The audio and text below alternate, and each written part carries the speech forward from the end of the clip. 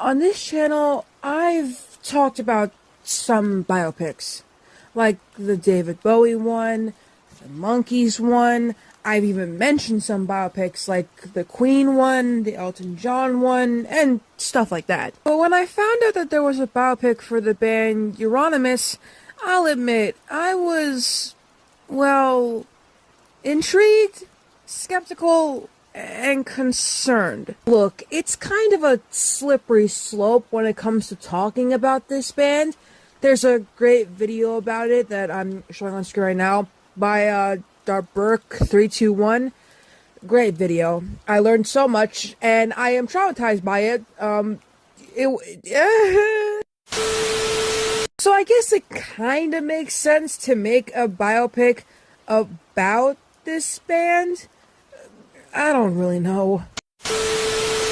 Lords of Chaos is a 2018 biopic horror thriller film directed and co-written by Jonas Åkerlund and was adapted from the 1998 book of the same name, Lords of Chaos, The Bloody Rise of the Satanic Metal Underground by Michael J. Moynihan and Dietrich Sutherland. The movie is a historical fiction account of the early 1990s Norwegian black metal scene, told from the perspective of the Mayhem co-founder Euronymous. Rory Culkin plays Euronymous. Amory Cohen plays Varg Vikernes, Jack Kilmer plays Dead, and Sky Ferreira plays Anne Merritt. Editing Amy here. This movie also stars one of the Skarsgård brothers. Walter plays Faust. I just wanted to mention that. I don't know if I mentioned it in this video. I 100% did not, but if you're wondering who plays Faust, it's Walter Skarsgård. Lords of Chaos premiered at the Sundance Film Festival on January 23rd, 2018. It was released in the United States on February 8th, 2019 by Gunpowder and Sky, and in the UK, it was released on March 29th, 2019 by Arrow Films. Then it was released in Sweden on April 5th, 2019 by Nordisk Films. This film did receive positive reviews from critics, but it was met with polarizing reception from audiences within the metal community. Now, I'm slightly insane here, so I figured we'd talk about this movie. I don't want to watch this movie, by the way. I don't want to touch it with a 2-foot pole, so we're just gonna get into it.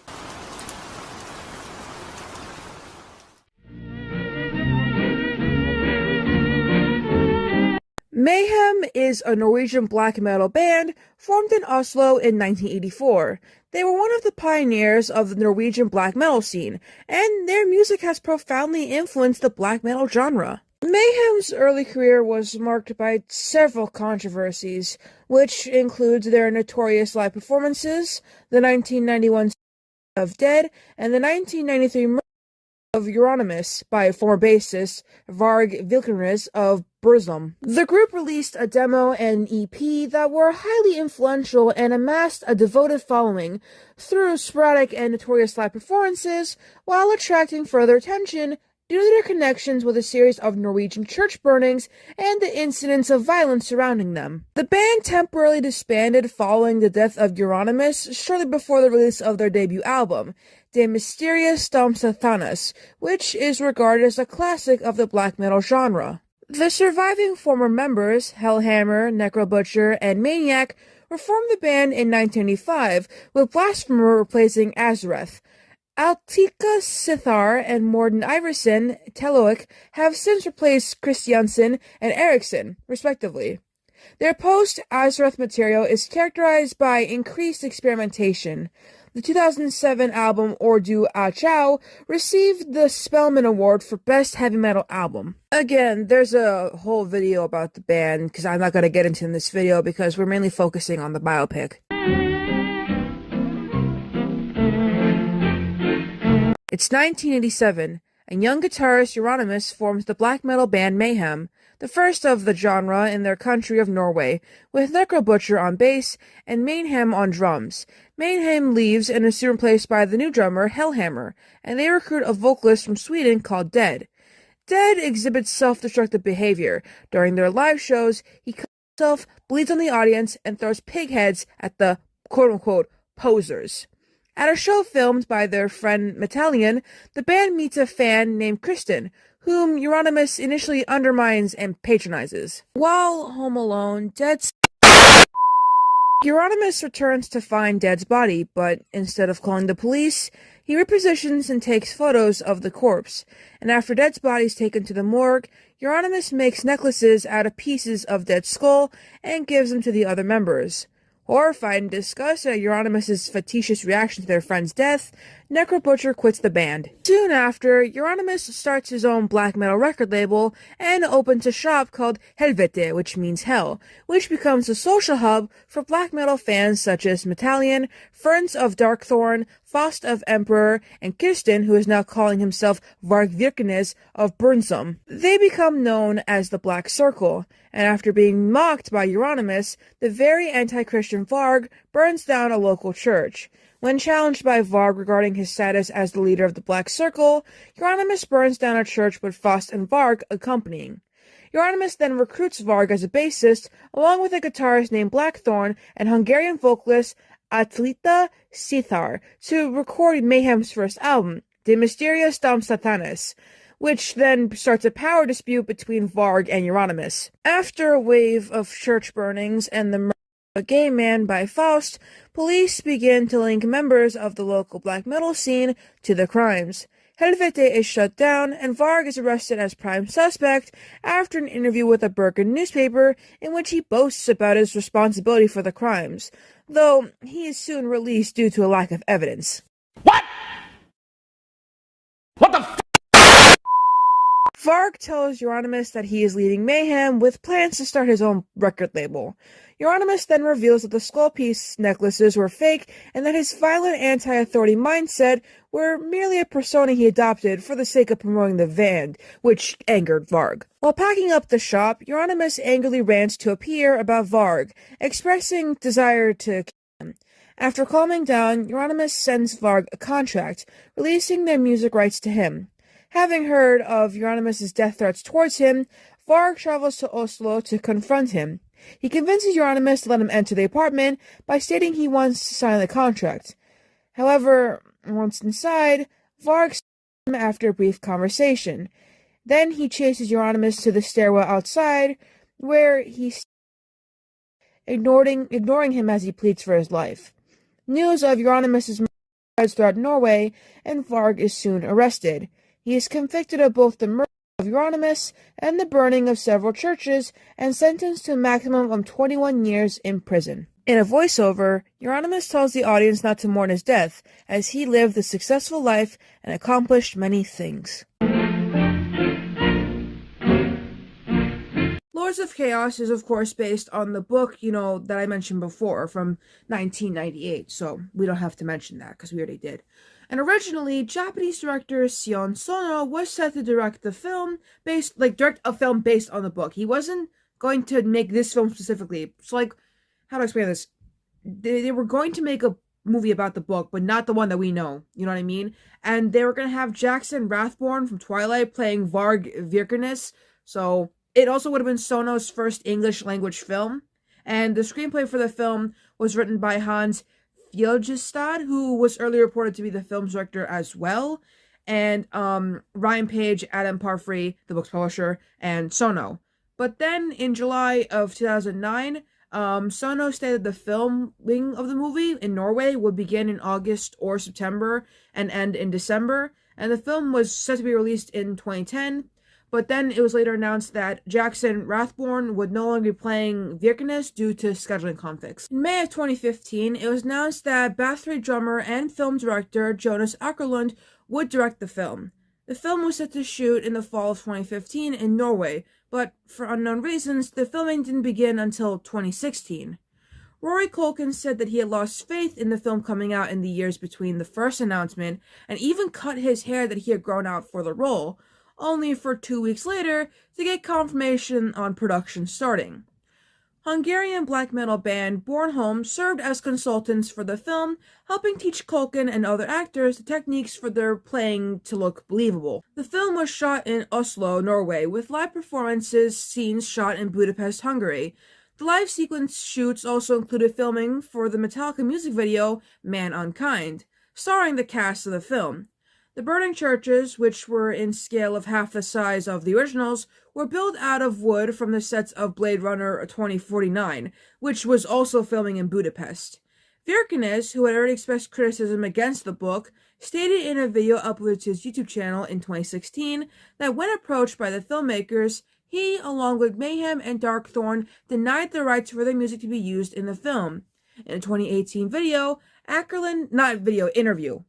Ackerlund said that they had in fact secured the rights to Mayhem's music. I don't know how, and we will be getting into this in the historical accuracy part of the video because, well, this movie is not really that accurate. I mean, most biopics usually aren't that accurate, but this one is a whole other breed. Ackerlund described the film as about truths and lies.